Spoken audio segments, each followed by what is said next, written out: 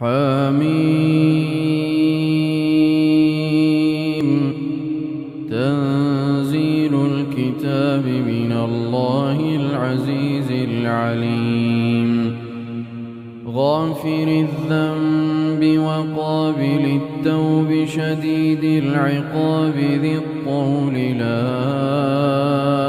إله إلا هو إليه المصير. ما يجادل في آيات الله إلا الذين كفروا فلا يغررك تقلبهم في البلاد. كذبت قبلهم قوم نوح والأحزاب من بعدهم وهمت كل أمة برسولهم ليأخذوه وجادلوا بالباطل ليدحضوا به الحق فأخذتهم فكيف كان عقاب.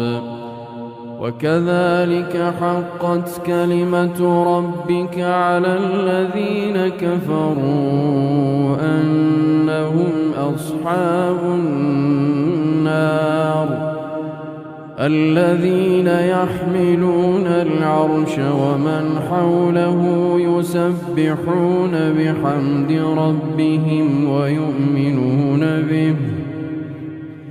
ويؤمنون به ويستغفرون للذين آمنوا ربنا وسعت كل شيء رحمة وعلما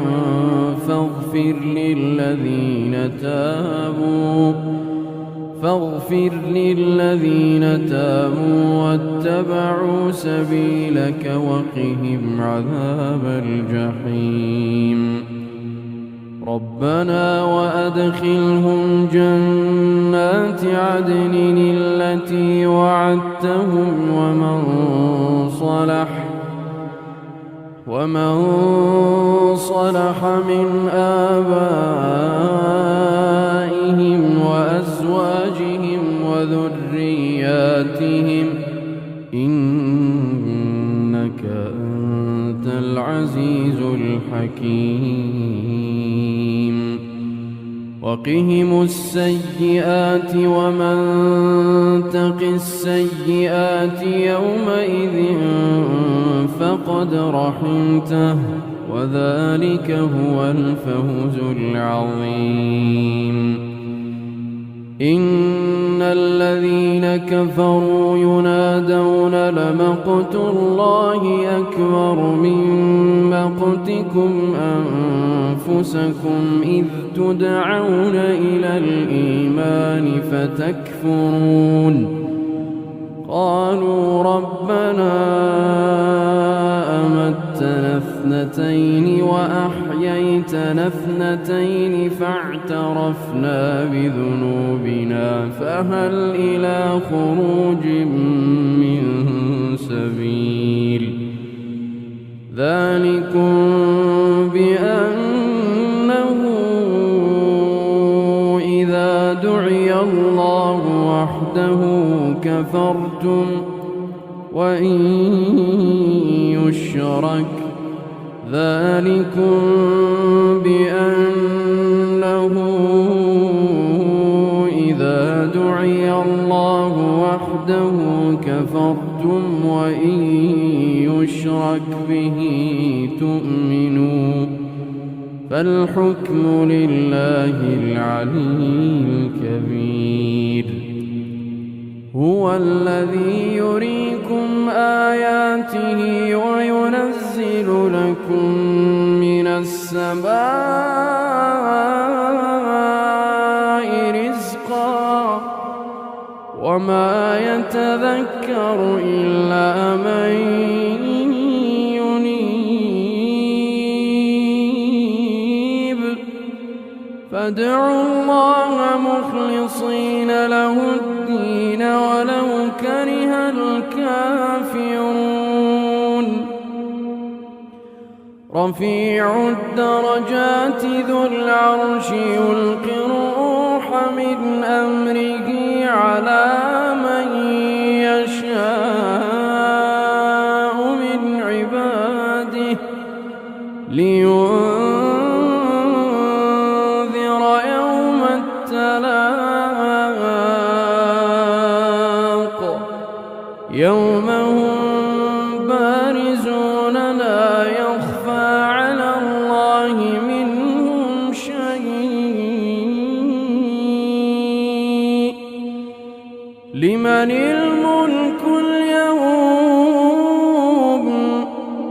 لمن الملك اليوم لله الواحد القهار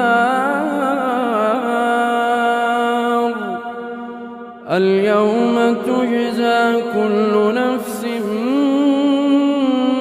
بما كسبت لا ظلم اليوم إن الله سريع الحساب وأنذرهم يوم الآزفة إذ القلوب لدى الحناجر كاظمين ما للظالمين من حميم ولا شفيع يطاع يعلم خائنة الأعين وما تخفي الصدور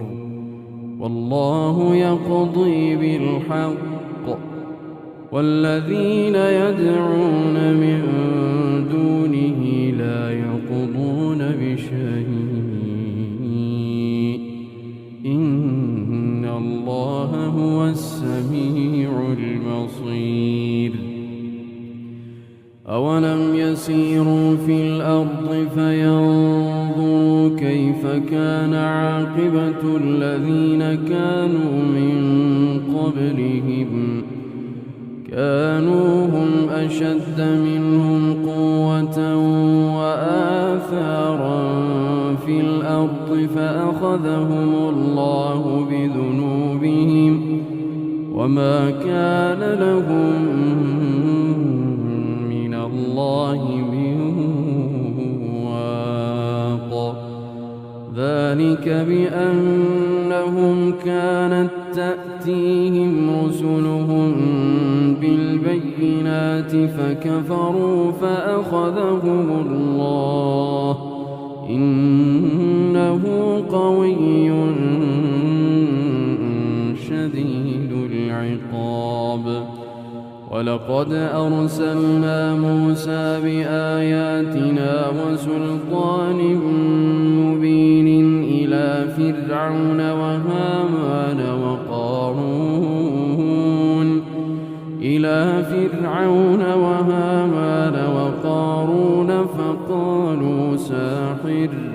فقالوا ساحر كذاب فلما جاءهم بالحق من عندنا قالوا اقتلوا أبناء الذين آمنوا معه واستحيوا نساءهم وما كيد الكافرين إلا في ضلال وقال فرعون ذروني أقتل موسى وليدع ربه إني أخاف أن يبدل دينكم أو أن يظهر في الأرض الفساد وقال موسى إني عذت بربي وربكم من كل متكبر لا يؤمن بيوم الحساب وقال رجل مؤمن فرعون يكتم إيمانه أتقتلون رجلا وقال رجل مؤمن من آل فرعون يكتم إيمانه أتقتلون رجلا أن يقول ربي الله وقد جاءكم بالبينات من ربكم وإن يك كاذبا فعليه كذبه وإن يك صادقا يصبكم بعض الذي يعدكم إن الله لا يهدي من هو مسرف كذاب يا قوم لكم الملك اليوم ظاهرين في الأرض فمن ينصرنا من بأس الله إن جاءنا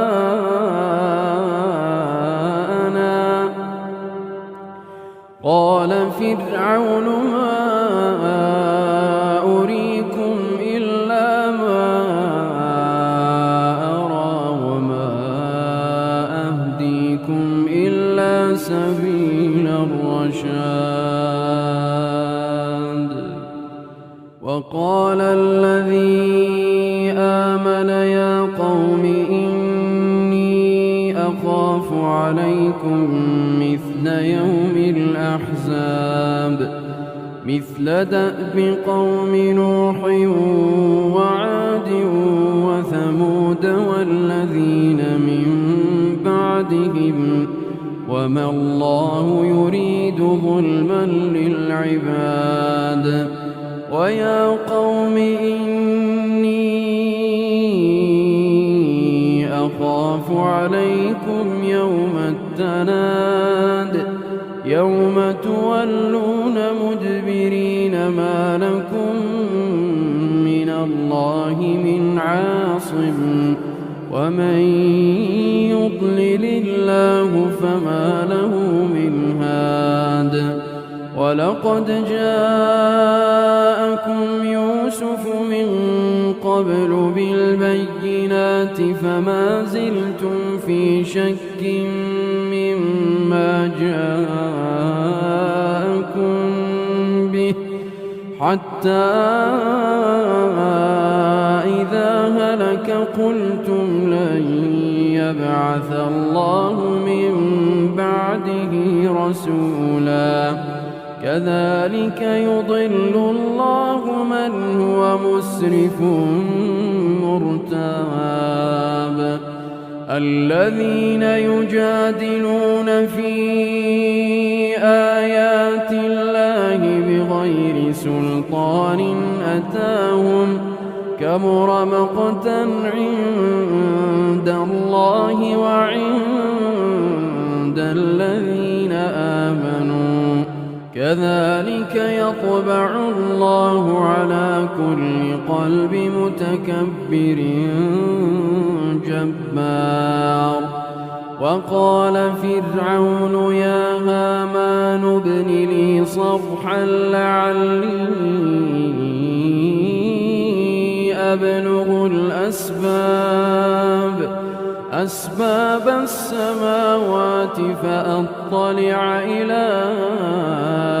إله موسى وإني لأظنه كاذبا وكذلك زين لفرعون سوء عمله وصد عن السبيل وما كيد فرعون إلا في تباب وقال الذي آمن يا قوم اتبعون أهدكم سبيل الرشاد يا قوم إنما هذه الحياة الدنيا متاع وإن الآخرة هي دار القرار من عمل سيئة فلا يجزى إلا مثلها ومن عمل صالحا من ذكر أو أنثى وهو مؤمن ومن عمل صالحا من ذكر أو أنثى وهو مؤمن فأولئك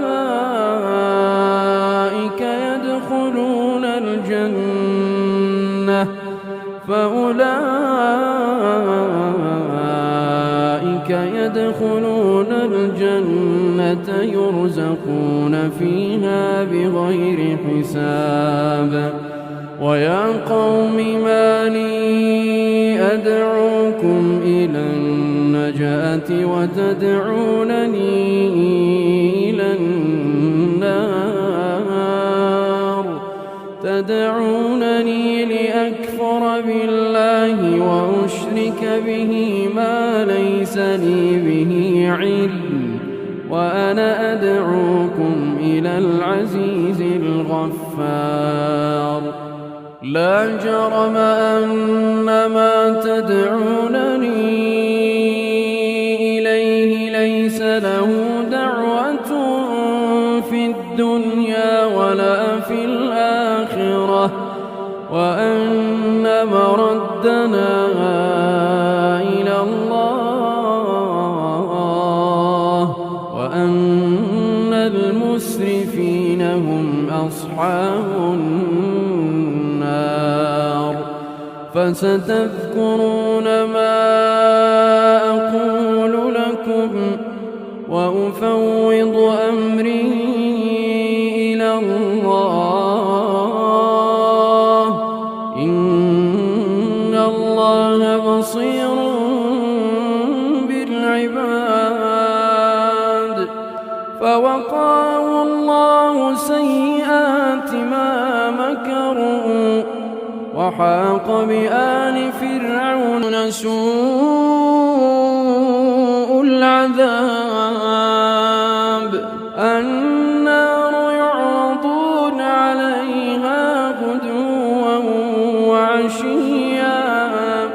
ويوم تقوم الساعة النار يعرضون عليها غدوا وعشيا ويوم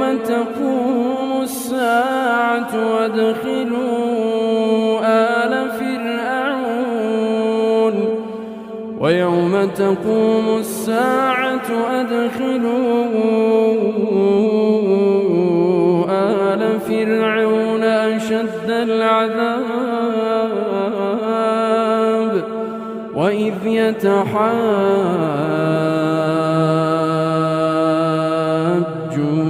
في النار فيقول الضعفاء للذين استكبروا إنا كنا لكم تبعا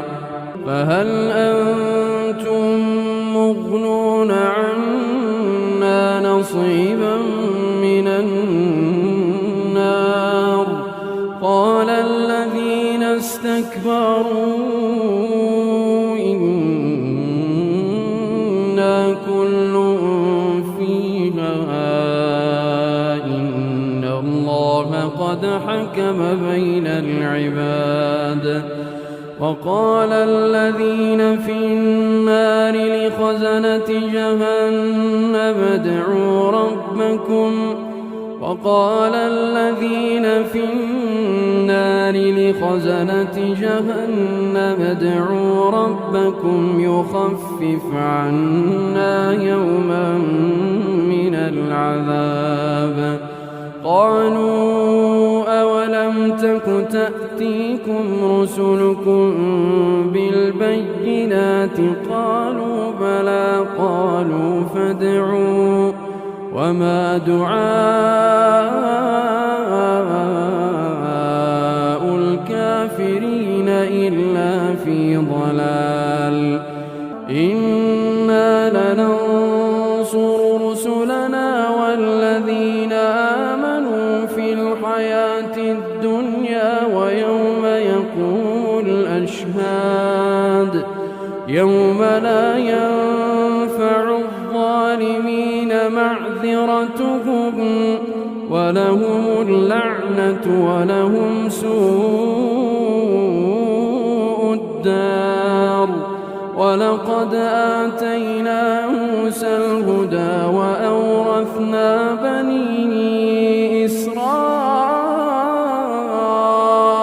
الكتاب هدى وذكرى لأولي الألباب فاصبر إن وعد الله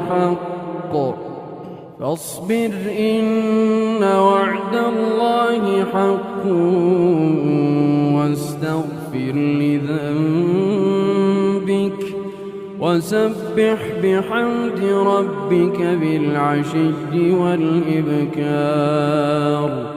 إن الذين يجادلون في آيات الله بغير سلطان أتاهم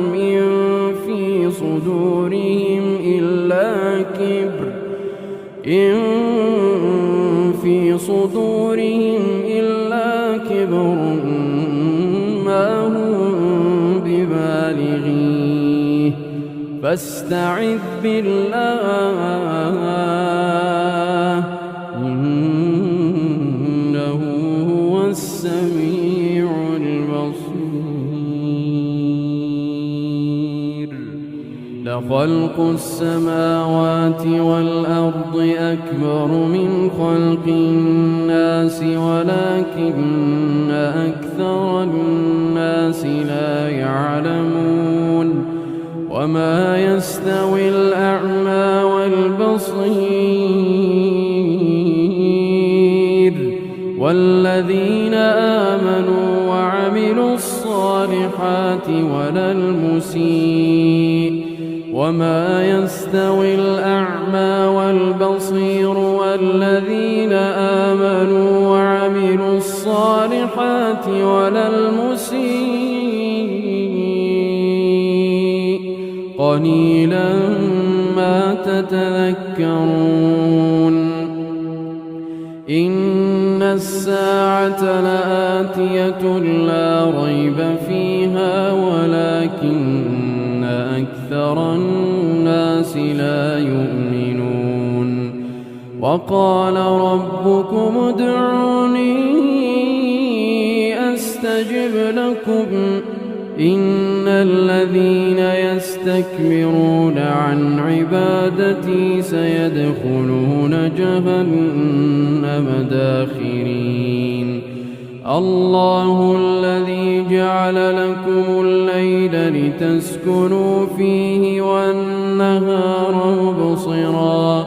إن الله لذو فضل على الناس ولكن أكثر الناس لا يشكرون ذلكم الله ربكم خالق كل شيء لا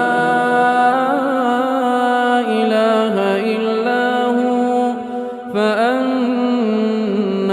تؤفكون كذلك يؤفك الذين كانوا بآيات الله يجحدون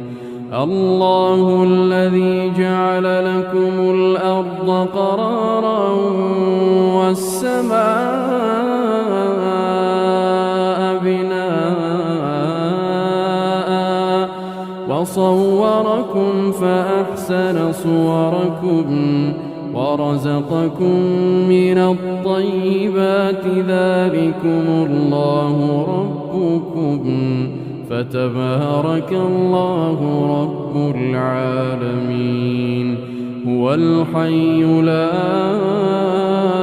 إله إلا هو فادعوه مخلصين له الدين الحمد لله رب العالمين. قل إني نهيت أن أعبد الذين تدعون من دون الله لما جاءني البينات من ربي وأمرت أن أسلم لرب العالمين. هو الذي خلقكم من تراب ثم من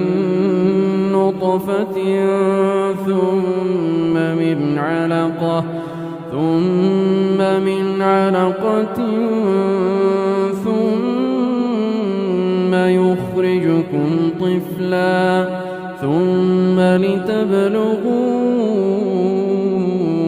أشدكم ثم لتكونوا شيوخا ومنكم من يتوفى من قبل ولتبلغوا أجلا مسمى ولعلكم تعقلون. هو الذي يحيي ويميت فإذا قضى أمرا فإنما يقول له كن فيكون. ألم تر إلى الذين يجادلون في آيات الله أنى يصرفون الذين كذبوا بالكتاب وبما أرسلنا به رسلنا فسوف يعلمون. إذ الأغلال في أعناقهم والسلاسل يسحبون في الحميم ثم في النار يسجرون. ثم قيل لهم أين ما كنتم تشركون من دون الله قالوا ضلوا عنا بل لم نكن ندعو من قبل شيئا كذلك يضل الله الكافرين. ذلكم بما كنتم تفرحون في الأرض بغير الحق وبما كنتم تمرحون.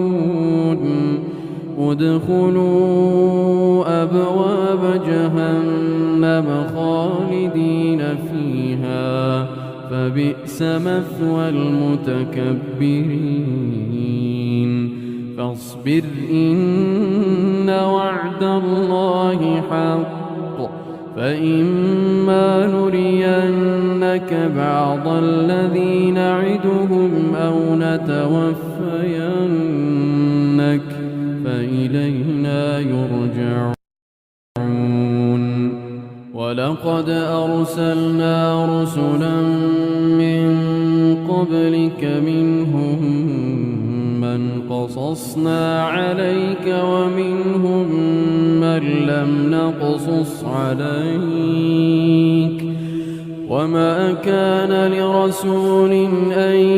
يأتي بآية إلا بإذن الله فإذا جاء أمر الله قضي بالحق وخسر هنالك المبطلون. الله الذي جعل لكم الأنعام لتركبوا منها ومنها تأكلون ولكم فيها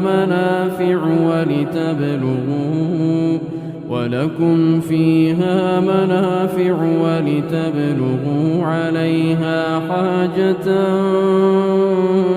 في صدوركم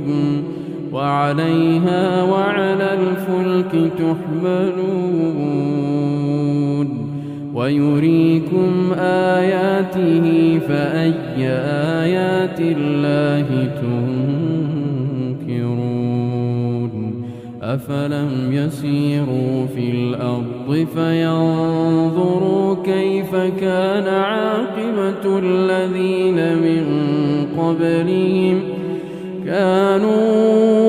أكثر منهم وأشد قوة وآثارا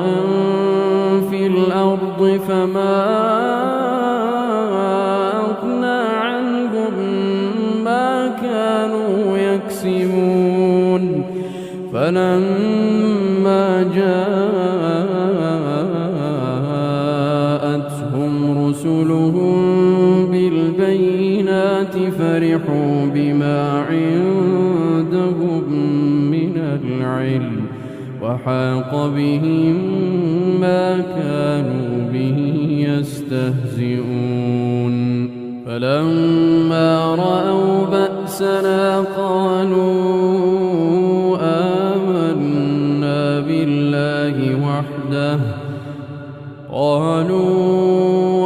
آمنا بالله وحده وكفرنا بما كنا به مشركين فلم يك ينفعهم إيمانهم لما رأوا بأسنا سنة الله التي قد خلت في عباده وخسر هنالك الكافرون.